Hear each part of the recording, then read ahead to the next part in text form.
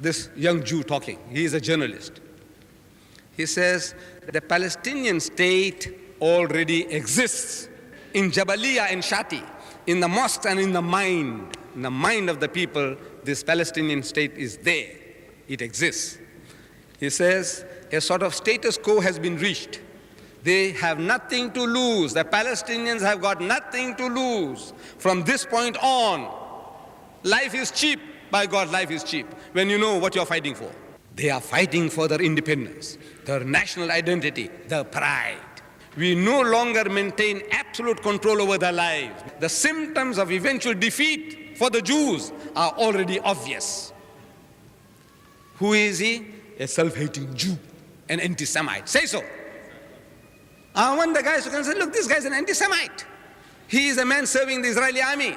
He continues, we catch a rock-throwing child throwing stone, probably no more than 12 years. No more than 12 years old. In his eyes, I detect a certain pride behind the fear of what is about to happen to him.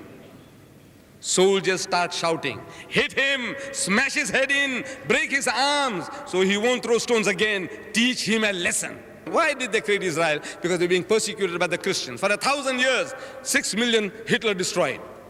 They wanted a refuge to protect them from all this. He killed the Jews, Christ killers. They killed our Lord. And they burned them, they raped their women, burned their homes. They wanted refuge and they got it. God gave it to them.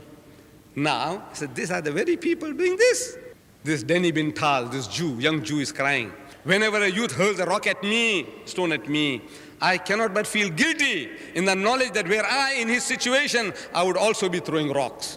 But how can I, a soldier, turn to him and say, as a Jew whose people have known so much suffering at the hands of others, I sympathize with you. How can I say that? He is a soldier of Israel. These children are beautiful. Out of the litter and the stench, they emerge young jewels with clear dust-colored faces and wide, bright, innocent-seeming eyes. The 3-year-olds wave at us as our patrol passes. The 5-year-olds already understand that we are the enemy. Gleefully, they show us the V for victory sign, not really appreciating what it means. Innocent children. We all know, the Jewish soldier says, we all know what to do, behaving firmly, yet politely, as the situation demands. 21 years. 21 years have gone by since the territories fell under Israeli control. A whole generation has grown up there, yet they are no closer to accepting us as anything but a foreign occupying power. Israel knows. You'll see the pictures in that little booklet. Look at the children there, look at the women there in those pictures, and you'll realize that if the Jews only put down their arms for a week, these little children and the women will chew the Jews alive. They'll tear them to pieces with their bare hands. Eventually, a solution of sorts will be forced upon us, upon the Jews.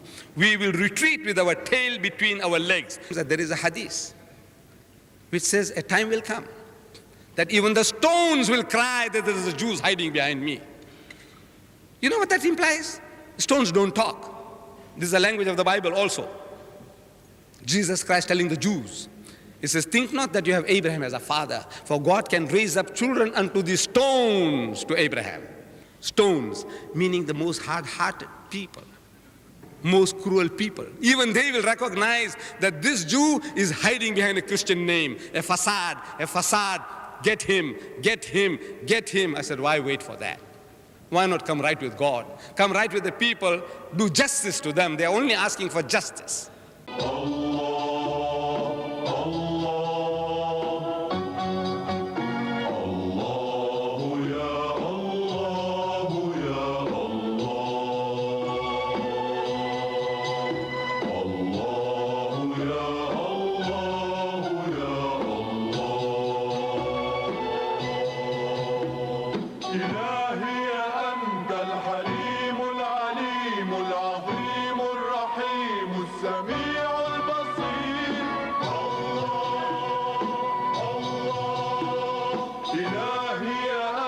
الحميد المجيد الرشيد الشهيد